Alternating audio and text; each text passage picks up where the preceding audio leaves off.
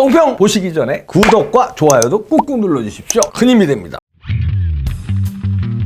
네, 박광원 민주당 원내대표가 좀 수상한데요. 왜냐면 그 문재인 계고, 그 다음에 이낙연 계였는데, 그래서 이제 저희가 예상할 때는, 원내대표로 박광원이 친명계를 따돌리고 됐기 때문에 이재명에 대한 약간의 견제가 있을 것이다. 이렇게 우리가 예상을 했는데, 예상을 완전 쥐었고요.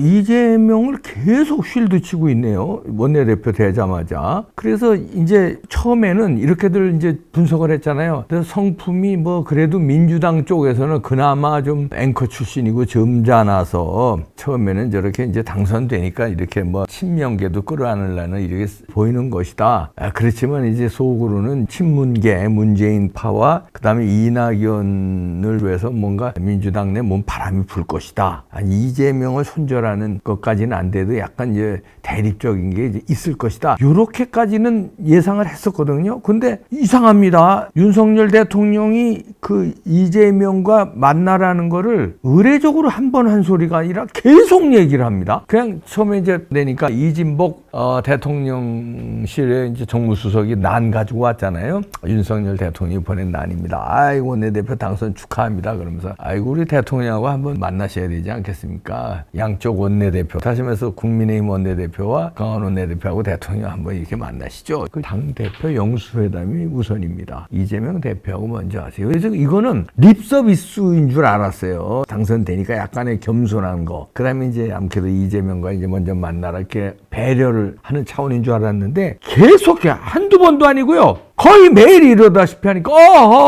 이거는 이상하다. 이거 왜냐면요 모를 사람이 아니거든. 이재명은 죄인이고 죄인을 피의자를 대통령이 만나면은 검찰이나 재판부에 잘못된 사인을 줄 수 있어서 이거 못 만난다는 거는 박광원 정도면 다 알아요. 아무리 전라남도 해남군 출신이고 아무리 더불어민주당 아무리 MBC에서 재직해서 MBC에서 보도국장도 하고 뭐 앵커도 했지만 그 정도는 알죠. 그런데 이거는 아닌데 이틀도 아니고 계속해서 그렇다면은 이거 이상하다는 생각을 지울 수가 없는데요. 뭐냐면요 또 이렇게 나온 게 이번에 또 오늘 하는 얘기가 대통령이 이재명 민주당 대표와 대화 나서는 것 그 자체만으로도 국민들을 안심시키는 효과가 있을 것이다. 이러면서 오늘 오전에 또 이런 얘기를 하면서 일본 총리를 만난 것처럼 일각의 우려가 있어도 야당 대표를 만나는 날이 있기를 바란다. 기회 있을 때마다 이재명 만나래네요. 그 기시다 총리 오니까 거기에 빗대면서 기시다 총리는 국가 정상 간에 만나는 거고 기시다 총리는 지금 현행범으로 피의자 적시된 적이 없어요. 피의자가 아니고 각종 비리에 온상해 있는 사람이 아니에요. 그런데 니네는 문재인 때는 김정은이를 만났어 3번이나. 김정은이는 우리의 절천지 왼수야.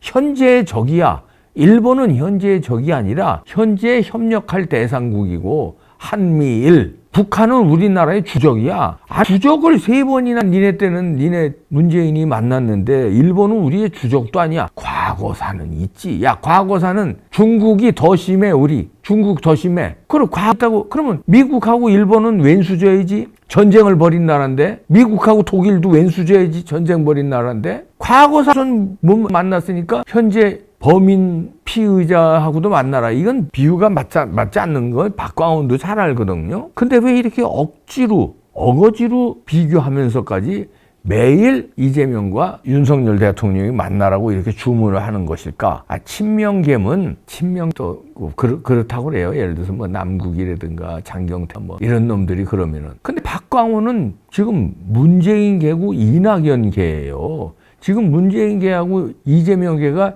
지지자들끼리 전쟁을 벌이고 있어요. 그 와중에 문재인계, 이낙연계가 그저 그냥 시간 날 때마다 이재명을 쉴드 쳐주고 윤석열 대통령과 만나서 타협의 정치하라는 건 이상하다. 그리고서 이런 얘기를 합니다. 일본 총리 만난 거를 상당히 비판하면서 일본 총리의 진정성 있는 사죄와 발언이 있다고 믿는 국민은 없다. 이렇게 얘기를 합니다. 아니 국민이 적다 이렇게 표현하는 것도 아니고 기시다 총리의 진정성 있는 사죄와 발언이 있다고 믿는 국민은 없다. 이게 박광원이 얘기한 겁니다. 아니 저는 이번에 사죄와 발언 진정성이 있다고 느꼈거든요. 이봉규는 국민이 아니냐? 나는 그럼 일본 국민이냐? 난 미국 국민이냐? 대한민국 국적이 있는 대한민국에 세금 내고 있는 대한민국 국민이야. 내 호적이 대한민국 국민이야. 근데 왜 너 나를 국민으로 인정을 안 하냐? 그리고 이봉규뿐만이에요? 한 몇 천만 명이 1,000만 명은 최소 넘고 2천만 명 넘을 거다. 이번에 일본 총리의 진정성 있는 사죄 발언이라고 믿는데 네가 어떻게 있다고 얘기를 해? 박광원이 이런 사람이 아니었거든요. 야, 사람 잘못 봤네. 이게 쓰레기차 피하려다가 똥차에 깔려 죽는다고 박홍근이 있잖아요. 그 아주 갖은 만행을 저지르고 아주 뉴스에 여기 얼굴만 나와도 꼴보기 싫었는데 누구야? 박광원이가 조금 낫다 그랬는데 그게 아니네. 쓰레기차 피하려다 똥차에 깔려 죽는 꼴인가? 이 사람이 검수완박 때 법사위원장으로 아주 검수완박한데 주도적인 역할을 한 사람이에요. 이상하다. 그러면 이재명의 뭔가 덜미에 잡혔나? 왜 이낙연 개고 문재인 개인데 왜 이러지?